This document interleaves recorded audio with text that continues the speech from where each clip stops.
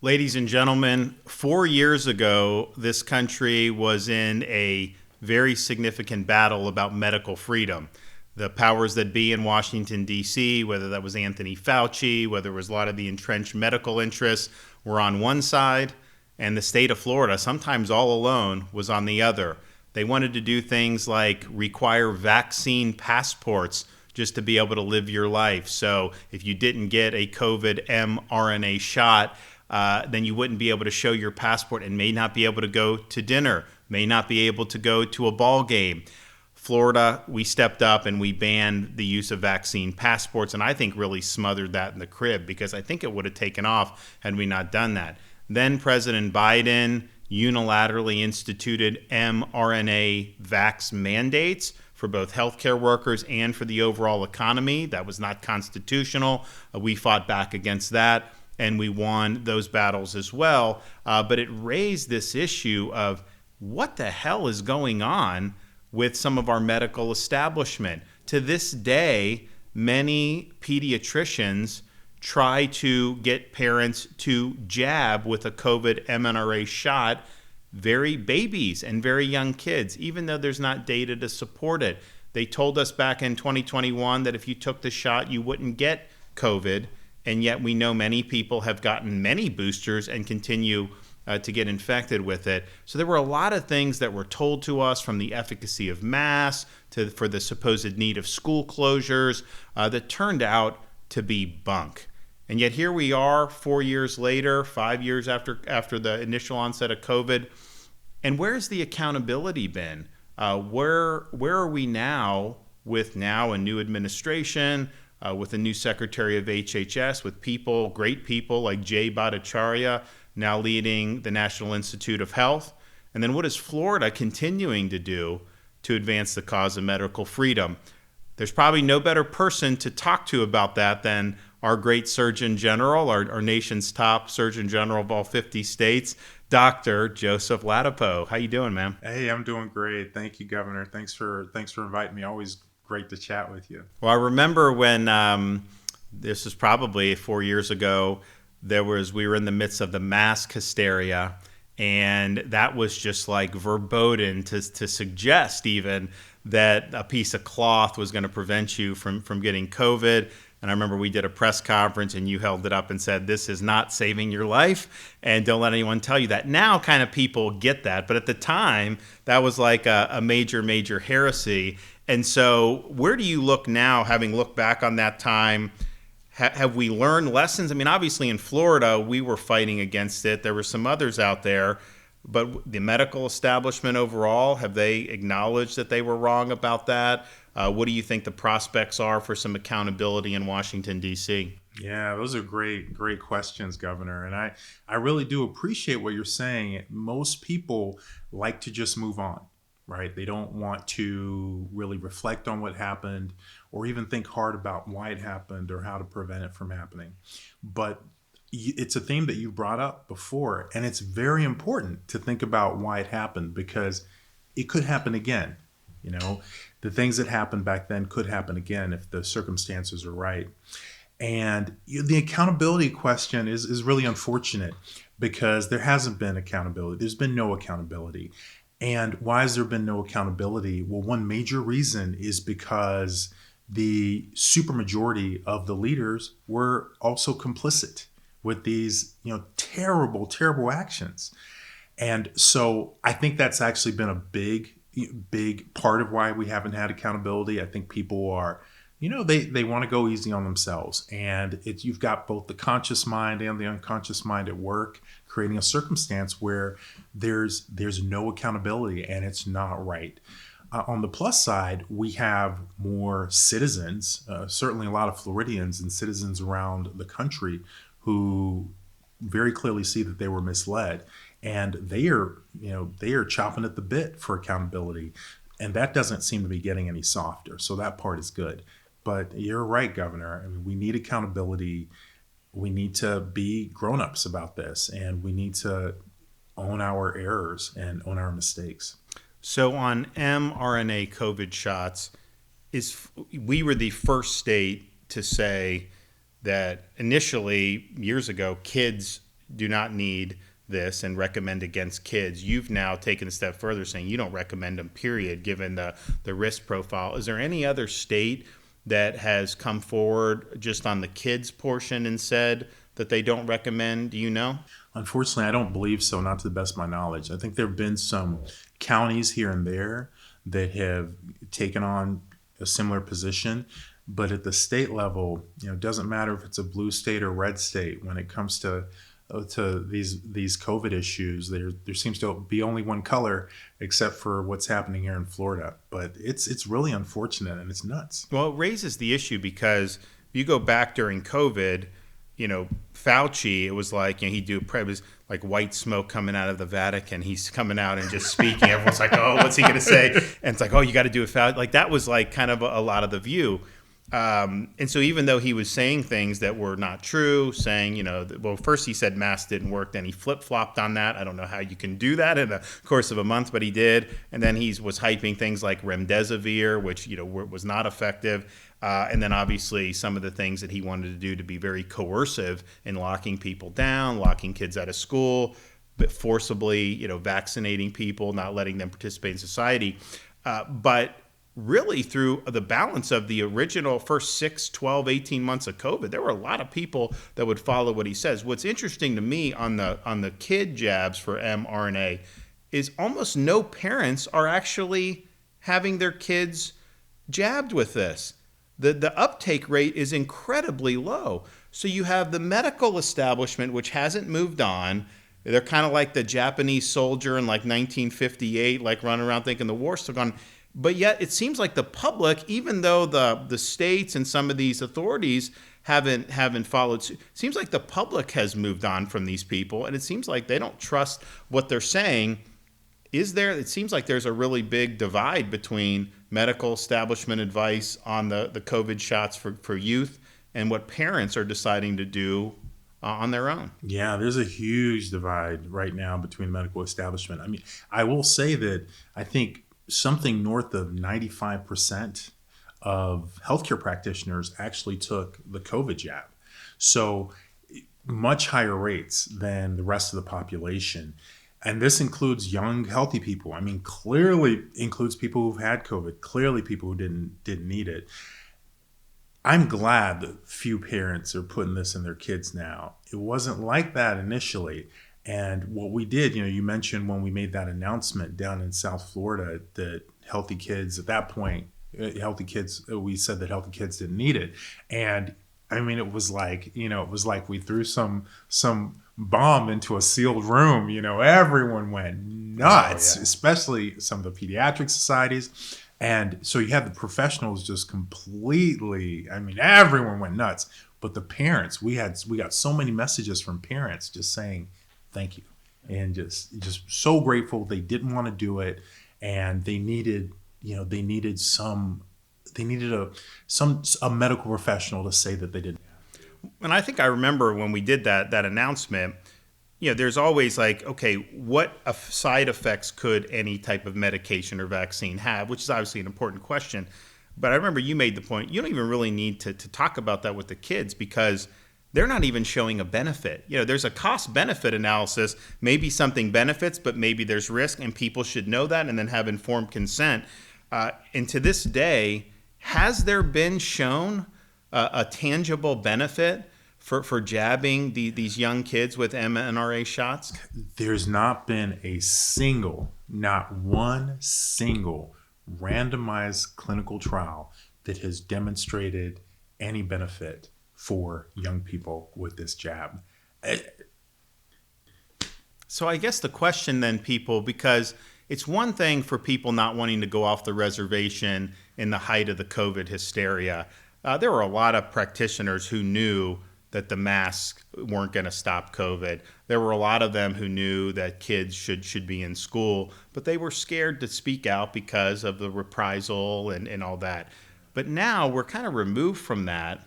Why are they not just looking at the data and saying there's pediatricians that will not accept patients who have not gotten the COVID jab? Now, obviously, you and I think that should not be lawful and there should be non-discrimination, but that's happening all over this country.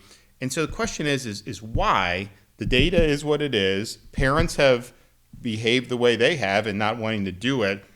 Is this something financial, or what do you think is causing there to be this kind of almost head in the sand view of it? I mean, because it's one thing, even if you have a lot of folks that are sticking with it, it just seemed to me after the evidence, you would have at least some type of critical mass of folks who are dissenting, but there doesn't seem to be a lot of that. Yeah, I agree, Governor. And I think that for so many people, COVID was this fever dream. I mean, they participated in things that they would, they're either ashamed of or can't believe that they did. Many, I mean, I have not heard a single person ever say they're sorry that they didn't receive the COVID-19 vaccine. But how many people say that they wish they could go back and change it? So we had this period of time where people were engaged in activities that they would rather put in the past rather than deal with. And and I mean, you were so alone. I mean, it's almost ridiculous how alone you were. It astonishes the mind. You were so alone. And thank the Lord you stuck with what you believed, and then just as it happened, you were right from the beginning.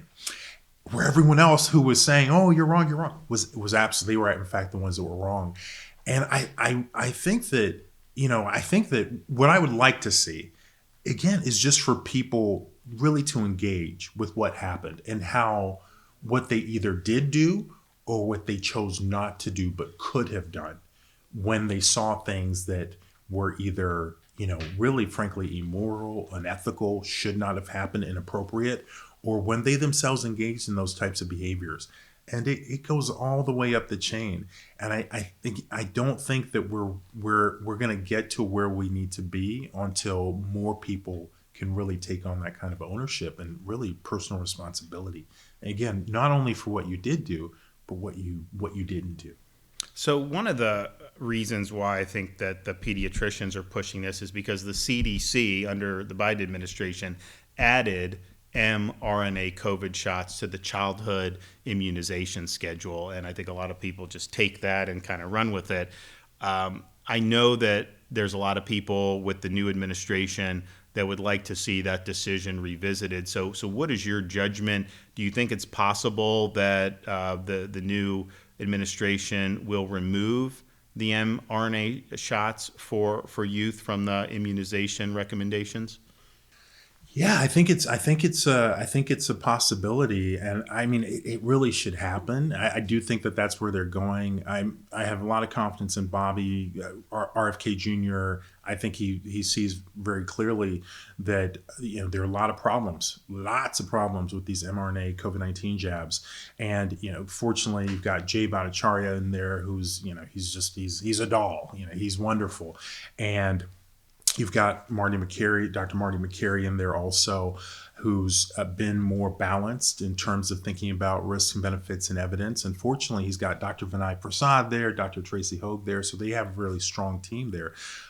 Based on the evidence, there's so many reasons to pull them. So I think that I think they're going to get there. We'll see. I think they actually should even go further than just to children, just again based on the available evidence. So we'll see. I know it's a difficult position that they're in, again, partly because so many people were complicit in all of these activities and the approvals and the promotions of these products way after there were major questions about their safety and efficacy. But I think Bobby's going to steer them in the right direction. I know he's working very hard. And do you think that also holds true to look at how the CDC went wrong in other areas, like the masking studies that were really kind of bogus studies, and then return to evidence-based recommendations, whether it's masking, whether it's the business restrictions, the social distancing? I mean, none of that stuff really, I think in hindsight, you can say had a meaningful positive difference. And obviously there were huge negatives that came with all those. Yeah. And that's what the research shows. Absolutely. And, Rome wasn't built in a day. So it's going to be, I think it's going to be, I don't know. I think her name is Susan Manarez. I can't remember the name of the acting CDC director. I know she's not a clinician, but she does have a PhD in basic science. It's very tough to change the perspective of an organization. It's really tough. It requires a very special type of leadership. And I don't know if they have that there at the CDC or not. We'll see. I don't know if they have that there, but it's unfortunate because they've done so many of the studies were just terrible. These terrible studies showing all of these amazing benefits for these COVID-19 vaccines that completely didn't align with what people were seeing in the real world. And then the masking, that was just a huge farce. I mean, it was, I think at one of these conferences, I mentioned how the CDC had found that there was something like a 70% reduction in COVID cases with masks. And I'm just like, how can you, how can you publish stuff like that with a straight face? So there's a lot of work to be done there. We'll see what happens. So obviously that's huge things that I think it could be right. And I would just say, like on the masking, CDC used to publish studies, saying that the masks really didn't have a big impact. That's true. And then all of a sudden they flipped and really went with the political wins, which was very troubling to see that. Now, in terms of medical freedom fights now, one of the things you've been outspoken on, and I agree, is upholding this idea of informed consent. And so you will have some instances around the country where a patient will need treatment and they'll be denied access because they didn't take a flu shot or they didn't take a COVID jab or they didn't take some type of vaccine. And it's a way for people to basically suffer serious consequences if they don't toe the line on that. And I think the point you make off is informed consent means you can look at the positives and the negatives of a COVID jab or whatever and then make your own decision. But if you are penalizing people for coming out one way, then you're really taking away informed consent. And we even see it with pediatricians. There's pediatricians now that will not accept patients if the kids aren't given things like the COVID jab. And that obviously undermines a parent's ability to make the best decision they have. So can you talk about that issue and what do you think needs to be done to be able to protect informed consent? Yeah, there's so much work to be done in this area, and I'm going to be at it like a dog to a bone. I'm just not going to let up on this. You described it perfectly, Governor. You can't obtain someone's informed consent when the consequence of their choice of one of the choices is punitive. It's just not possible to do that. And which really goes back, right at the beginning of when the mRNAs were rolled out, they wanted to do vaccine passports. We shut that down in Florida, but it's basically, okay, we're not going to mandate you take it, but you're not going to be able to participate in society unless you do. Well, that's not a free choice. No, it's not. It's not. And we saw how perverted that became and how perverse those incentives that were implemented in places like, my old home of Los Angeles and New York City. And I love when you talk about how, you can't eat inside, but let's stick you outside and put all these artificial, these plastic plexiglass when it got cold, walls around people you. Be eating outside in Chicago in August. Fine, it's beautiful, everything like that on the street or on the sidewalk. And then as it gets into October, November, temperatures start to drop, but they said you can't eat inside. So knowing people aren't going to want to freeze to death, instead of just letting them go inside and be warm, they built like these little plastic igloos around the table. So you're in an enclosed space anyways, and probably even worse ventilation, but you were outdoor outside, dining. right? So they did it. And this is one of the things people want to forget about and not deal with and not really face what they participated in. But yeah, you can't obtain informed consent, and it's the problem. The problem with vaccines in the childhood schedule is it's even worse than that. So not only are people being punished all over, unfortunately in Florida too. We are working hard to do what we can, and I wish the lawmakers had really done I think, what would have been in best service to the people of Florida, and in fact, indirectly, therefore, to the country, because we've been such a leader on these issues. But, hopefully we'll have that at some point soon. But not only is there this issue of the penalties for not doing what your doctor wants you to do, but there's also the issue of even being able to obtain full information. So I'll give you a great example. So one of the ideas that goes around when a mom's pregnant, having a new baby, is that the caretakers and the loved ones should come in and get the diphtheria, tetanus, pertussis shot.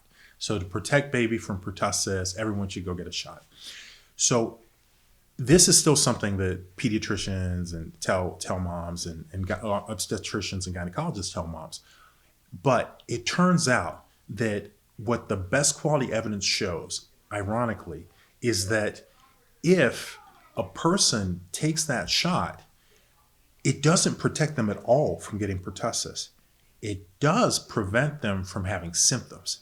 So now, instead of having a person who contracts pertussis, is coughing, hey, I should not be near a baby or a vulnerable person right now, they have pertussis, it's completely transmissible, and they're holding baby and doing goo goo gaga and kissing baby.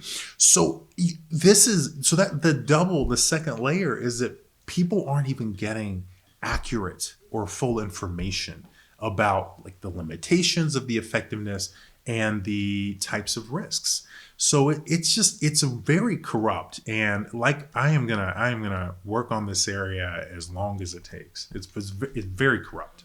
Now you were involved in a study on the mRNA shots. So can you talk about that? I think that's something that's come out relatively recently. Yeah. So we did some public health surveillance, and there are a lot of, ideally you do clinical trials. And, for many reasons, we weren't able to do, long clinical trials, all this stuff during the pandemic, and people debate about how the best way to approach that is. And it's done. What's done is done. But sometimes you do have an opportunity to still ask questions and obtain some of the benefits of clinical trials. And one of those ways you can do that is actually to compare health outcomes among people who receive the same vaccine. It's very, very hard to compare people who receive a vaccine to people who don't. To do that outside of a clinical trial, it's very hard because the people tend to be so different. So it's very hard to do that reliably. But comparing people who got the same type of vaccine for the same indication, that's something that you can do with more confidence in terms of really drawing conclusions. And we did that with our Florida data, our public health data, and we did it with Dr. Retzef Levy, he's a brilliant professor at MIT, and some other members of our team. And Dr. Tracy Hogue was actually involved also before she moved to the FDA. And we found that Pfizer is much riskier, much less safe than Moderna, not a little bit, but actually quite considerably, both in terms of things like cardiovascular deaths and actually, as it turns out, COVID-19 deaths, but also in terms of other types of deaths and overall. And interestingly, our study actually is very consistent with a few other studies that have been published in other good journals like JAMA, Journal of the American Medical Association, and the New England Journal of Medicine. Now, we have this issue in Florida that we've recently dealt with, and you were very active going around the state talking to county commissioners about water fluoridation. And so I think most places around the country over the years have injected additional amounts of fluoride into their water supply. And the argument was, well, people drink the water, it helps with their teeth. And so it was a way to have, I guess, dental hygiene. You, though, and others have cited studies that say, well, there's also some drawbacks in having this in the water, particularly for pregnant women, particularly for young kids. And so it raises the issue of basically forced medication. You live in some city, they're pumping the fluoride in, people need water to survive, and so this is effectively being thrust upon them. And I think you made the decision, and a lot of people, that well, you actually shouldn't be doing this. There's other ways to get fluoride for the purpose of healthy teeth, but you want to avoid some of the issues that come along with exposing, certain parts of the population to this in excessive amounts. And a lot of counties and cities decided to follow your lead. I think Florida was leading the nation on that, and then the legislature passed legislation to not allow forced medication, forced water fluoridation anywhere in the state of Florida. So I think Florida will be the first state that is free of having this at all, and basically putting the decisions back in the hands of the population rather than having a local government make those decisions for them. So can you talk a little bit about this fluoridation issue? Yeah, this one fell into my lap. Robert F. Kennedy Jr. has actually been very outspoken about this for years, and we've been so busy that it's not been something that was very high on my list. But people have heard about this federal judgment. This federal judge made this ruling about fluoridation back in the fall last year, and basically directed the EPA to engage in regulatory activities based on evidence. So that prompted me to look more closely at it. And Governor, I'll tell you, I was appalled when I looked at this stuff. I had the type of education in medical school, in my graduate work, that really promoted and elevated fluoridation as a public health, champion win. And when I looked at this, when I actually was looking at the clinical studies, looking at its safety, I felt ashamed that as a doctor, I was not aware of this stuff. And why wasn't I aware of this stuff? Because the stuff was being buried. And if it's being buried, you have to know to look for it to find it. And who was burying it? Well, our public health establishment was burying it. People who are in leadership positions at the CDC, or at least at the time this work was being done, also at the FDA, they were burying it. And so we issued guidance, and I'll just tell you, it's a very simple issue. I know people continue to get really wound up about it, but look, I mean, fine, support it if you want, but what you cannot do is deny that multiple distinct different research groups have reached similar findings, which is that, when there's more of this stuff in the water and kids are getting more of it, it's bad for their brains. It's bad for their intelligence. It's bad for their behavior, things like ADHD. And then there are also other health concerns with it, and changes to bone and other changes to brain and potentially changes to the thyroid. So it's just way too risky to be, forcing it on everyone. And so we issued guidance out of the department, and fortunately a lot of our counties in Florida and a lot of our cities, our municipalities took it up, and we went on the road. When invited, we showed up as much as possible to speak with the community and their leaders. And I'm so glad that it's going to be a thing of the past here. Utah, I think, did it a few weeks ago. Their governor signed, and our governor may sign. I don't know. Well, we've already done a press conference on the bill, so I think it's a pretty safe assumption that I'm going to have to sign it, and then we'll sign it. Yeah, of course. So I guess it raises the issue, like with the water fluoridation. So you can cite the benefits of fluoride in the water, and that's fine, but to ignore the risks or at least let people know, and it just raises the issue. It seems like this medical establishment, they really are wedded to these noble lies. Like, they think this is the best course, and so they're going to basically tell noble lies, and they want to make these decisions for other people because I guess they just don't think people are smart enough to make their own decisions, and so they do it. So they do that time and time again, and whether it was saying that masks would stop COVID, whether it was saying the shots would stop you from getting COVID, but then also in realm of fluoridation, where they're not talking about the risk and they want to force this on people. It just seems like the credibility is at an all-time low in terms of how citizens view these entrenched health authorities. and I think they've really sacrificed a lot of their credibility. Is that an accurate Oh, assessment? completely. And Governor, it goes back. I mean, it goes back a while. You look back, even back with big early days of polio vaccine. One of the manufacturers, unfortunately, had some bad processes and ended up giving, unfortunately, a lot of kids polio.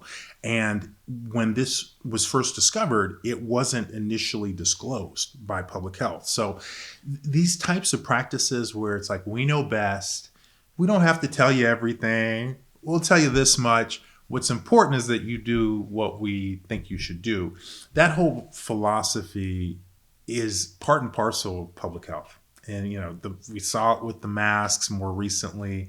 And we saw it during the pandemic where literally, a person could, take an mRNA COVID-19 vaccine and, God forbid, drop dead the next day.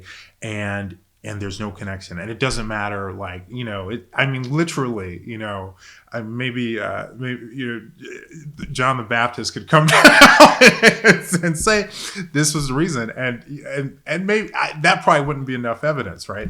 So this is public health, and public health, sadly, and as public health's done many wonderful things, but sadly, it has this vein of corruption.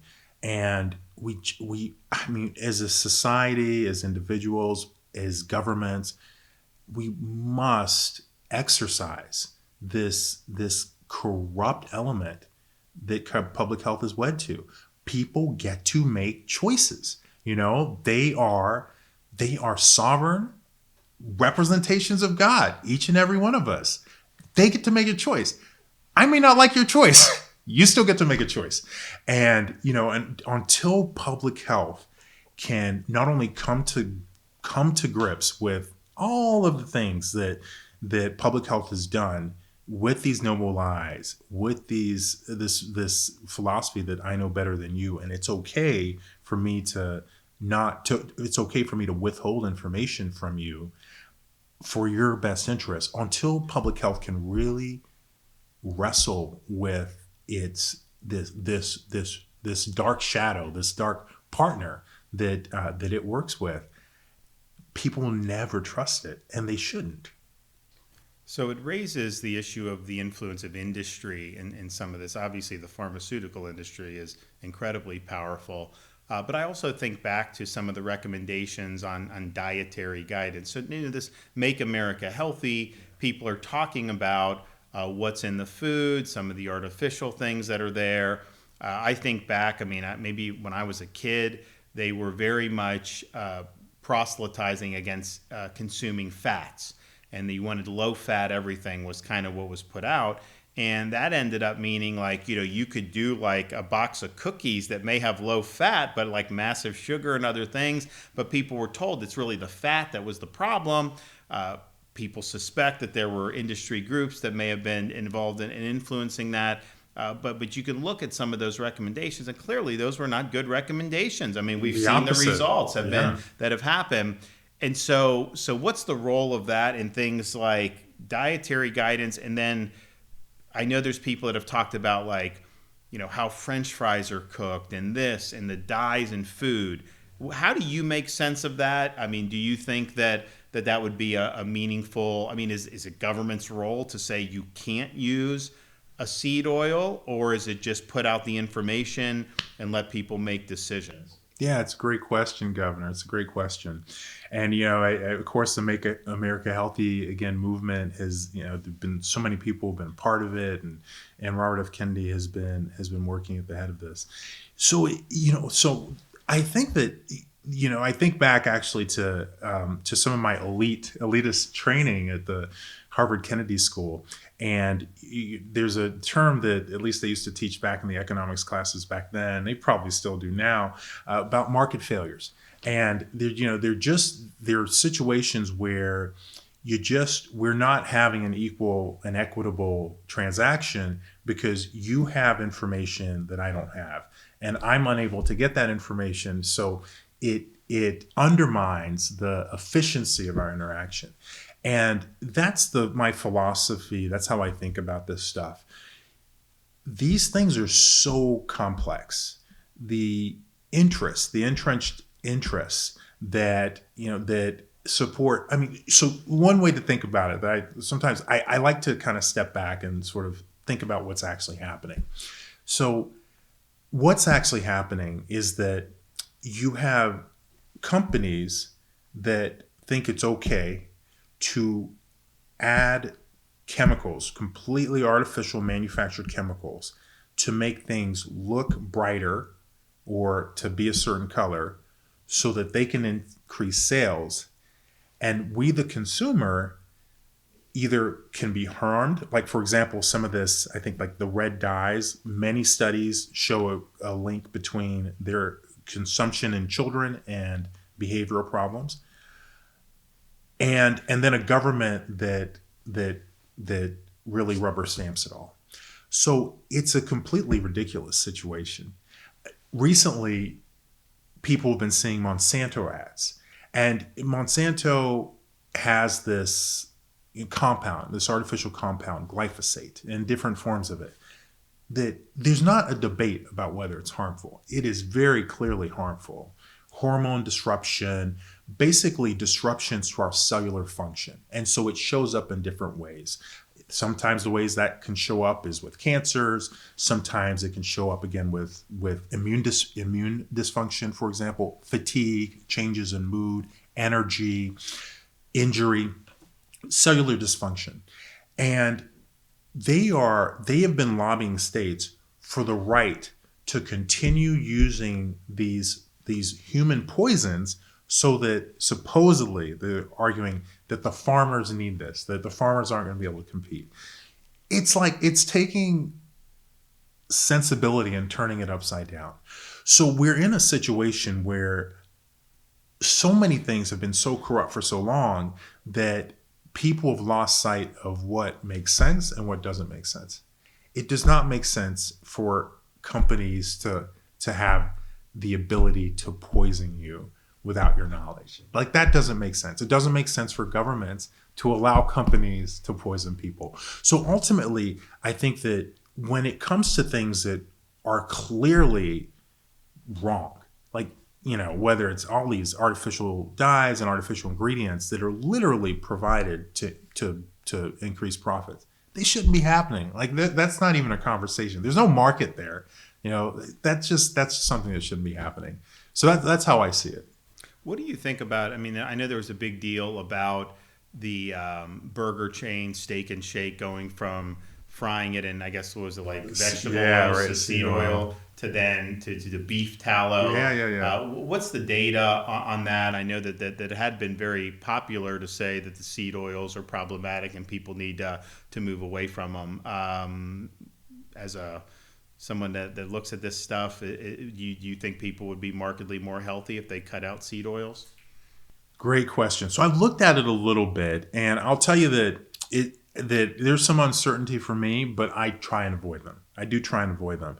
And the data are really, the best data are mostly older data.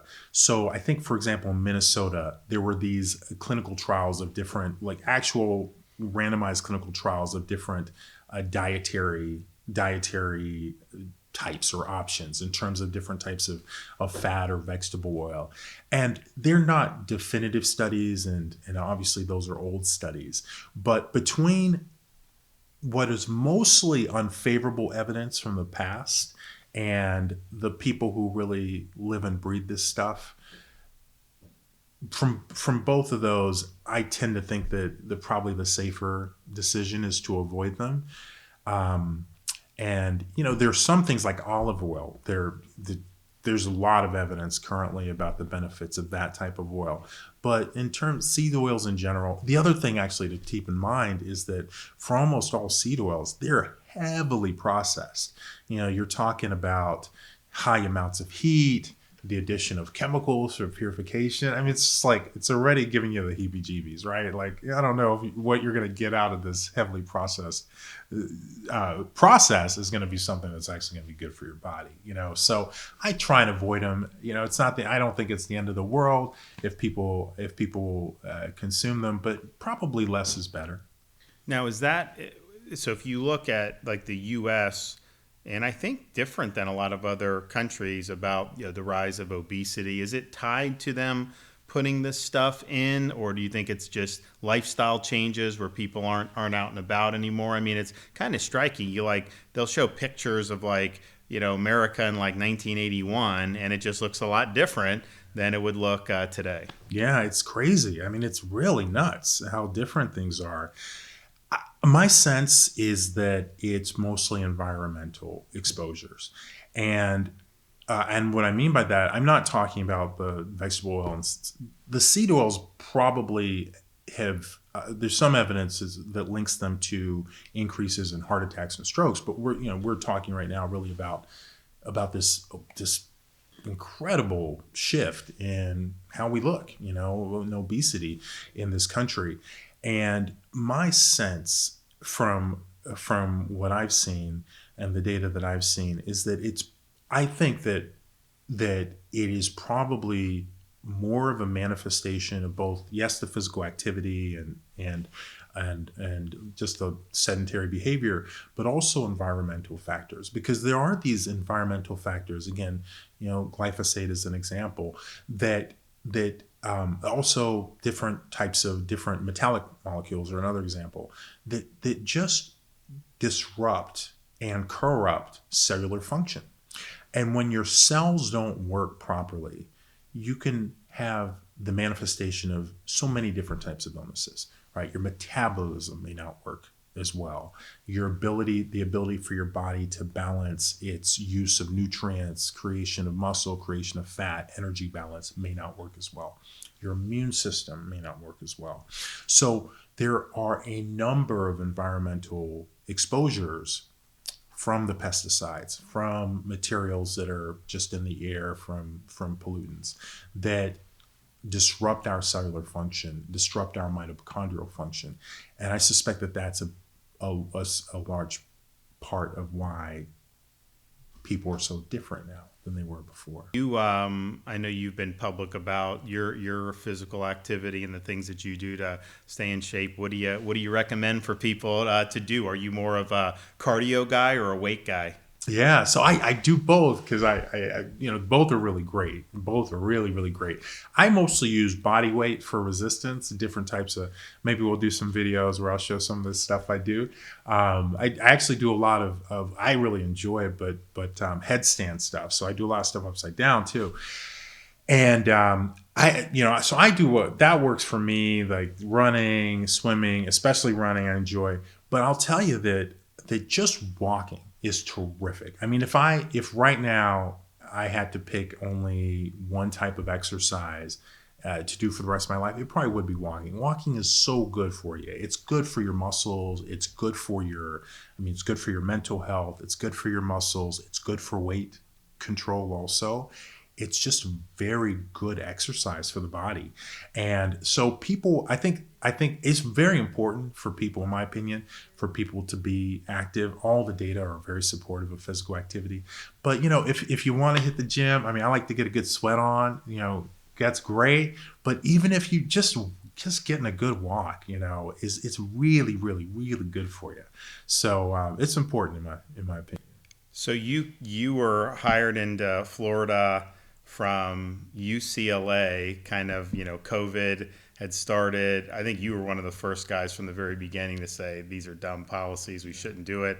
I know you weren't treated very well by your colleagues in Southern California for doing that. And so then you end up coming to Florida, which clearly we had a much different policy stance, different culture.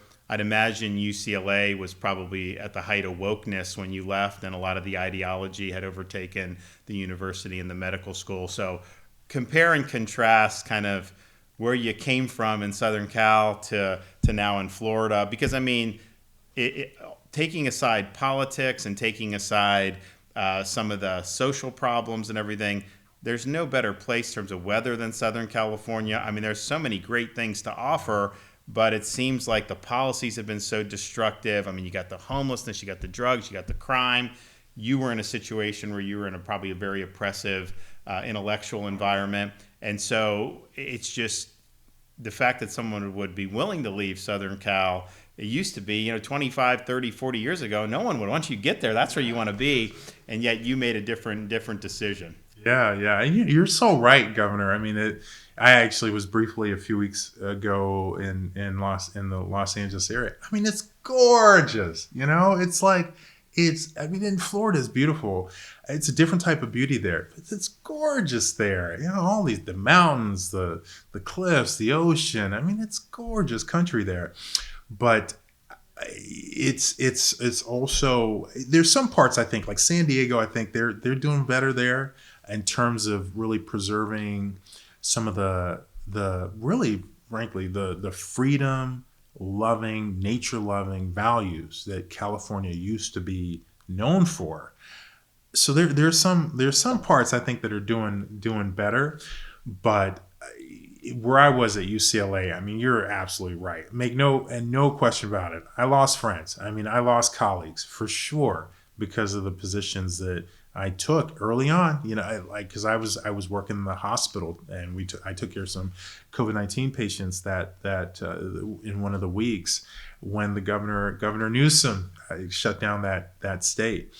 So I mean, I did. I lost friends. I lost colleagues. I was really the black sheep of the department. And fortunately, I did well academically. I had a number of NIH grants with randomized clinical trials. So there was a limit. I was really insulated academically. Otherwise, they definitely would have tried to leverage me out of some of the activities I was doing in terms of the interviews and the writing. They definitely would have squeezed me if I didn't have the protection of being a successful and productive faculty member.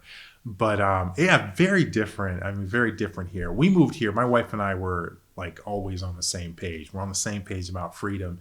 And yeah, we moved here, man, because we believed in you and we believed in what you were doing here. And we thought it was the most important thing to be doing at the time. And in fact, it was.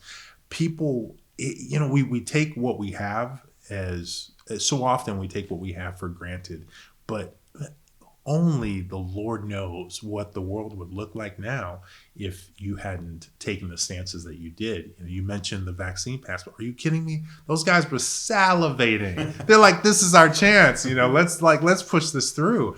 And how would the world look?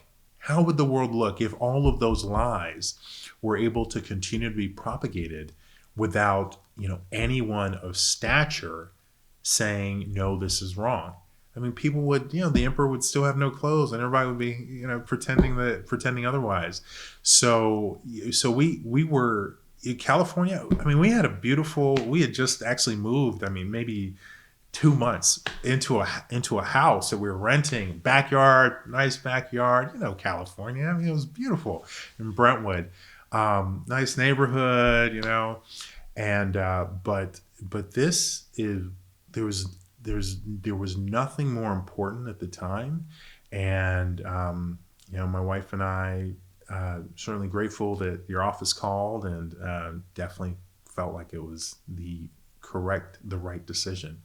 So and continue to be grateful for that. And we've done together. We've done so much. I mean, your leadership, your willingness to let me do what I think is right. We've changed a whole lot. We've changed how things look, and we're not done. Yeah, and I also think that also in California, I mean, you had Jay Badachari at Stanford. I think he got the similar treatment to you. They were really after him. Now, he was a tenured professor, both medical, and he's got a PhD in economics. But he was a black sheep. I mean, they all tried to ostracize him. And it's kind of poetic justice that he's now at NIH because if you had said that 4 or 5 years ago, people would have laughed to say that he would have ever done, because it was just, he was so against the grain. And I think Stanford probably was similar to UCLA. As bad as it may have been generally, it was probably even worse in those enclaves in terms of just not brokering any dissent and just not even tolerating anyone that wanted to stray from kind of the party line on that. You're right. Jay took on a lot of risk. I mean, he took on a lot of risk. And he prevailed. And he's a brilliant guy. I've known Jay for many years, even before the pandemic. And it is poetic that he now is is the head of NIH. I can't think of anyone better to be in that position. And yeah, it was bad there. And Dr. Scott Atlas got he got the Dr. Atlas treatment from Stanford too. It was vicious. Well, then when he was in the White House, he was, because not only did the press attack Dr. Atlas, Fauci, Birx, they were all leaking against him and everything. And I remember he came down here in the summer of 2020, and he was basically praising us for ensuring schools were open and all this stuff. And he got really hostile treatment, even from the Florida media. That was like for sure that cutting against the grain. Mm-hmm. Yeah, no, for sure. And it's silly stuff. You never know how these things are going to work out when you're in them, and you take on risk because you believe it's the right thing to do. And it's certainly, I'm really grateful when it works out well for people. So for people that want to know a little bit more about you, other than your stands for medical freedom, you live on the west coast of Florida in the Tampa Bay area. What are the things that you and your family like to do to have fun? Oh yeah. Oh gosh. I feel like I work so much, Governor. It's just like, my wife and I do try to do a date night once a week, and my boys are, they're tons of fun. I think hopefully we'll get them back up to hang out with Mason, Madison, and Mimi again. I know we did that earlier, but they're tons of fun. So we hang out, and we'll go ride bikes. They like to swim, all that good stuff. Honestly, man, between the work and then just getting to hang out with them, I'm pretty much good. My wife and their boys love vacationing. So we had we were in the islands, for example, a few weeks ago, we were actually in Rockport, and that was beautiful water, crashing beaches, lots of beautiful rocks, beautiful. It's anyone who hasn't spent time in Rockport, I cannot recommend it more, especially in the spring or the summer or the fall. I would not go necessarily in the winter, but hanging out with them at places like that. My boys were like kayaking. It was fun to watch them climbing on the rocks on the ocean, and catching stuff in the tide pools. But I'm a pretty simple guy when it comes. I enjoy my work, so it's like I actually find it really relaxing to kind of be reading studies and to be writing research proposals and thinking about ideas. So I guess I'm simple and boring in that respect. Well, I guess you got to have some interest in all that stuff to go through Harvard, MD, and PhD. So good on you for doing it. That's better than most, for sure. So you've been through in the trenches on some dark days when it comes to the medical establishment, medical freedom. You've been a part of some big wins. We're now here, May of 2025. Are you optimistic about the trend, about where things will go, or do you think that kind of this medical freedom movement will peter out? I'm optimistic, and I think I think that it's important for people to still take responsibility for what they have control over. So what I mean by that is, here in Florida, we're not letting up. Right? Some people think, RFK Jr. is there now. Bobby's obviously a good friend of mine. Everything's going to be taken care of. And it's absolutely not that simple. These governments, mostly for worse, are huge, slow-moving, complex creatures. And it's just hard to get the ball from one point to the other. And so part of how you make that happen is for states, leaders where you can. I'm actually, the teams, I've got some ideas that I've been working on with a few other, literally two other health officers in the nation that I know of that are similarly minded. So we're scheduling a meeting with them to work on some things. But you gotta keep just doing the work. It doesn't happen fast enough, in my opinion, but it's going to happen. We did this. You mentioned earlier this public health surveillance, very important. I won't go on and on. I could about what the findings mean when we compared outcomes after Moderna and Pfizer, but they're really bad. And it's really, really bad for Pfizer in particular. And eventually, more people will hopefully gain an understanding of that. But there's a lot of work to be done, and we got to keep doing it. And people who have the power and the resources to do it, it would be great if they did it. In the meantime, we'll keep doing it here. So I think we're going to keep going in the right direction. It's not happening as fast as I want, but I'm going to keep leaning into it. Yeah, well, we appreciate all that you've done. And as I think about over the last however many years, go back pre-COVID, if medical authorities were saying something, I think instinctively I just assumed, well, that obviously is credible. These folks are doctors, and they're going to issue guidance that's very appropriate. Then having lived through COVID, having looked at the data myself and seen that be totally at odds with the recommendations that were coming down, and even as the data was abundantly clear, still clinging to these recommendations and even to mandates and coercive policies, it's really caused me, and I think a lot of people around this country, to think more independently. Some of these authorities and these elites just have gotten it wrong. And so we have a responsibility to get it right.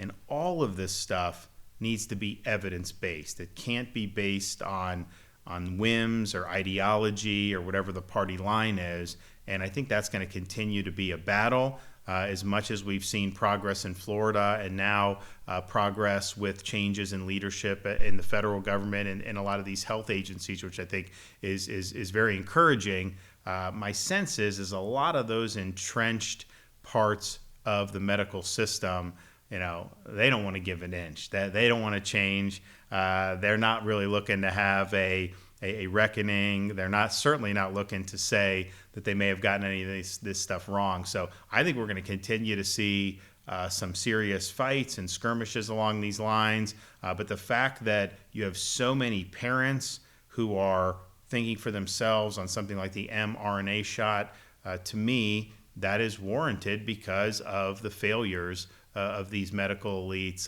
to get it right when it really mattered the most. And so I want to thank Dr. Ladapo for being in that fight. He's never wavered. I always know that he's doing good work when he's getting hit by CNN and the New York Times and the Florida media, because if they're for you, then you must not be doing a very good job. And he's taking it like a champ. And it's not everyone is cut out to take it. A lot of people don't like to get criticism. They just don't like to be smeared. And of course, when you're criticized, most of it's bad faith criticism, and a lot of it is just completely bogus criticism, but yet that goes with the territory. And Joe has really dug in and really been good. And you can say the same thing about some of the folks now in these federal agencies, like a Dr. Badachari. Huge amount of invective had been hurled his way, bogus attacks. I mean, they were attacking him when he was up for confirmation because he wrote a Wall Street Journal op-ed at the very beginning of COVID saying the range of fatalities could be anywhere from 20,000 to millions. And they were trying to say Dr. Badachari predicted 20,000 deaths from COVID, which that's not what he said. It's a deliberate lie to try to smear the guy and to try to derail his nomination. So when you stand for truth, when you speak out, they are going to come after you. And I think it's important to recognize the folks, whether it's a Jay Badachari or a Dr. Joseph Ladapo, who are willing to stand their ground. Thanks so much.